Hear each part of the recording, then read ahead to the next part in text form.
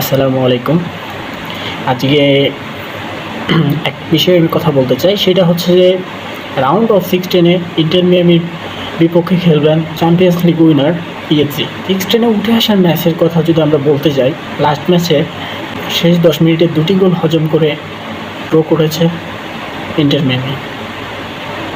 এটা ড্র না করলেও পারত, কিন্তু তবুও গ্রুপ পর্বে অপরাজিত থেকে উঠে আসা, এটাই তো সবচেয়ে বড় চমক।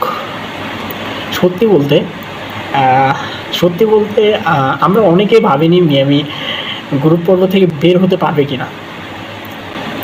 পালমেইরিসের মতো ফিজিক্যাল দলের বিপক্ষে পুরো 90 মিনিট মেসি কীভাবে খেলেছেন আমরা সবাই সেটা দেখেছি।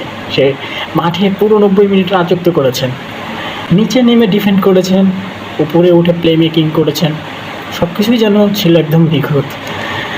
আর হ্যাঁ, ক্লাব ও জাতীয় দল মিলে এটা তার ছিল 33তম টুর্নামেন্ট, যেখানে তিনি কখনো গ্রুপ পর্ব থেকে বাদ পড়েন নাই।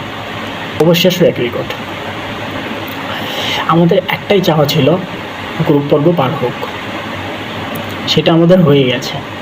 পিএসজির সাথে হারলেও কিছু যায় আসে না, শুধু চাই হোক একটা ভালো ফাইট।